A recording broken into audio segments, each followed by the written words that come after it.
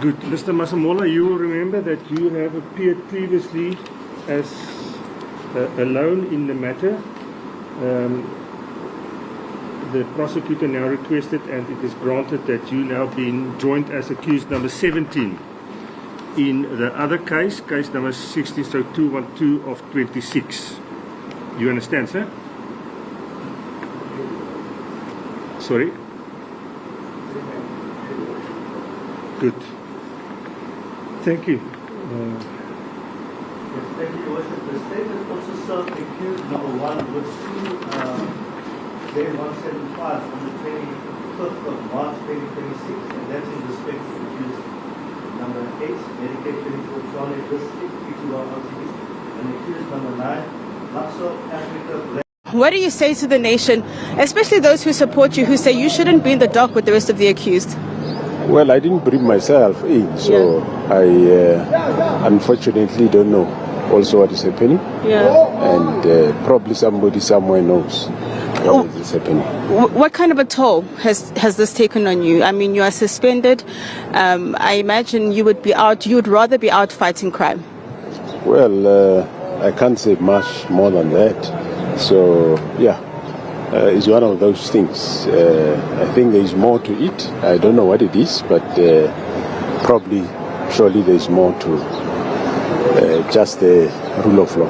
Do you think it's the criminal elements perhaps within the SAPS trying to get rid of you? Well, I don't think it will be SAPS alone. I think there is somewhere there is some greater motive. I know that I am not guilty, I am not wrong, but of course the trial must still take its course. We have come to a close where we know what is the root cause and who's behind organized crime in South Africa.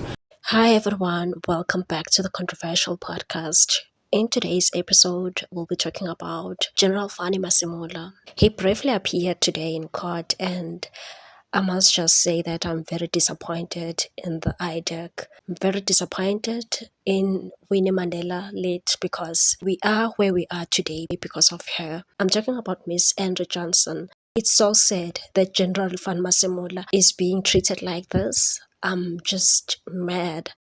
I am mad because this is the man who cancelled this 360 million rand controversial tender at the SAPS. He's the one who said, you know what, this tender is suspicious. And he was assisted by General Fanny Masemola, because Fanny Masemola and Dumisani Khumalo were busy with the investigation. Remember when they stopped paying Vusimuzi Matlala? Vusimuzi Matlala was looking for anybody who was going to help him to sort out his payment issues. He even spoke to Shadrack Sibia and other generals that are arrested today. He even spoke to his brother, the suspended Hawks head of KwaZulu-Natal. I'm talking about General Lisicha Sinona. Sinona was like, you know what, let me organize the meeting with the top cop of KwaZulu-Natal, General Nhlamkhwanazi, and he'll do something about it. I'm sure he'll do something about it because he knows certain individuals in high positions in Pretoria. I'm talking about the head office, obviously. Vusimuzi Matlala was ready to sing there. He spoke about General Sibia and spoke about Nangi. He said he's going to assist the general, since Nangi, that kingpin from Mozambique, was busy kidnapping business people here in South Africa. Vusimuzi Matlala said, I'm going to help you with this guy. I'll tell him to withdraw the charges so that you can be cleared. Later did he know that General Mkhwanazi was busy investigating him. And according to General Lisicha Sinona, he was drunk, he was drinking whiskey there, he didn't even hear the general speaking to Vusimuzi Matlala. He never engaged in the conversation. You know, when he was lying there at the Matlala Commission, he said he was drunk the whole time they were busy talking. The general said, no, you're not going to do that to me.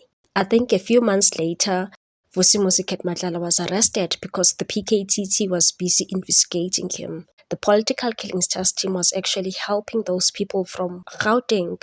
I'm talking about organized crime unit.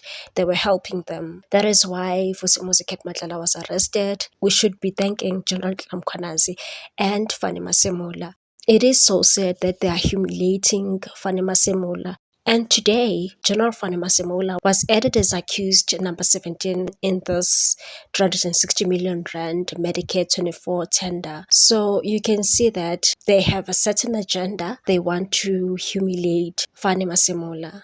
I really don't understand the judge or the magistrate court who was presiding over the matter of Dumisani Khumalo and his colleagues, because those charges were just HR matters. If you have done labor law, you know exactly what I'm talking about. Because I've been following the ad hoc committee for SAPS and Matlanga Commission. So Winnie Mandela Late was asked to read the charges. It was only labor relations matters, nothing else. When you're talking about hiring people, recruiting people, if somebody suspects nepotism or any shady dealings in hiring people, those matters go to labor relations, then they go to disciplinary hearings and all of that. So I did not understand why that presiding officer decided to charge Dumisani Khumalo. They couldn't find anything. They realized that these guys are clean, will do anything to embarrass them, just like what they are doing to our General Fani Masemola. But I'm glad he's represented by Advocate Moses Kakane. Moses Kakane is a brilliant lawyer. I'm definitely sure he's going to win this case for Masemola. As we speak, Fani Masemola faces 4 counts of contravening the Public Finance Management Act. It has absolutely nothing to do with criminality. You know, I'm telling you, we need to dismantle that IDEC section. We need to restructure that department, hire deserving people with qualifications, not this nonsense, because clearly they don't know what they're doing. We cannot have incompetent people in that department. We can't afford to have those people. And we've been watching Matlanga Commission. These police officers have been stealing drugs. Khan is also accused of drugs. He was recently arrested. It is a shame that this thing of nepotism and connections, this thing of comradeship, is costing us a lot in this country, is costing us the taxpayers' money. I mean, those people don't deserve to be working for SAPS. They're just stealing drugs. You can see they know nothing about their responsibilities. We really need a change in this country. We need to shake up all the public entities because corruption is everywhere. It's not only SAPS. The NPA is also corrupt. All the public entities, actually. Just that the SAPS is in the spotlight at the moment, but all these public entities are corrupt. And we should really applaud President Cyril Ramaphosa for establishing the Matlanga Commission. And I was skeptical because we've seen the Zondo Commission didn't yield anything. It was a waste of time and waste of money. They wasted the whole 1 billion rand and they gave it to Zondo. For what? For nothing. And I'm glad that General Fani Masemola is in good spirit and he knows that he's not guilty. You know, I feel like they're doing this thing deliberately. They don't want Fani Masemola to go back to his job as a top cop because they are now delaying this case. So now the case has been postponed to 26 June 2026. It's such an interesting time, you know. This case is very interesting and I will be following it so that I can understand more. There's a lot to learn here. The IDEC is the problem in that SAPS because it was very interesting to think that the likes of Dumisani Khumalo and his colleagues can be charged just because of labor relations matters. If you've done labor law, you know the BBBE Act, the affirmative action, how do you apply that at work, the Labor Relations Act, the Skills Development, how do you apply that in the organization, Employment Equity Act, all those acts, how does it apply, even the Public Financial Management Act. The people who did finance understand exactly the PFMA. So it is really interesting.